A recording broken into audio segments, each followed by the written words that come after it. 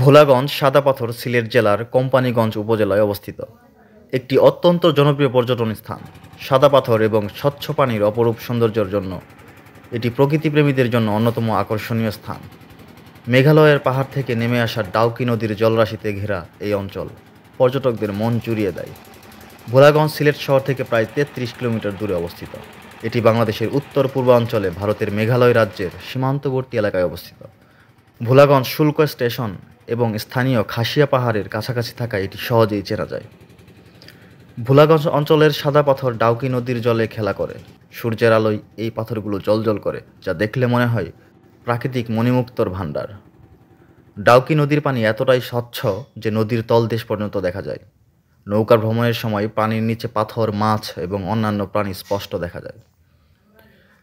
চারপাশে সবুজ পাহাড় এবং মেঘালয়ের মেঘে ঢাকা চূড়াগুলো এখানকার প্রাকৃতিক সৌন্দর্যকে আরও সমৃদ্ধ করেছে।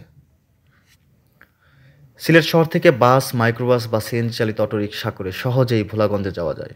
সড়ক পথের পাশাপাশি নৌকায় ডাউকি নদীর উপর দিয়ে যাওয়া এক অনন্য অভিজ্ঞতা। ভোলাগঞ্জ সাদা পাথরের খনন এবং পর্যটন স্থানীয় অর্থনীতিতে গুরুত্বপূর্ণ অবদান রাখে, তবে অতিরিক্ত পাথর উত্তোলন পরিবেশের ক্ষতি করছে বলে অভিযোগ উঠেছে।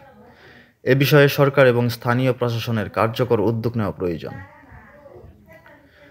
ভোলাগঞ্জ সাদা পাথর প্রকৃতির এক অপার বিস্ময়। এটি শুধু একটি পর্যটন স্থান নয়, বরং প্রকৃতির অপরূপ সৌন্দর্যের একটি নিদর্শন। পরিবেশের ভারসাম্য রক্ষার পাশাপাশি এই পর্যটন কেন্দ্রের সঠিক ব্যবস্থাপনা বাংলাদেশের পর্যটন শিল্পকে আরও এগিয়ে নিয়ে যেতে পারে।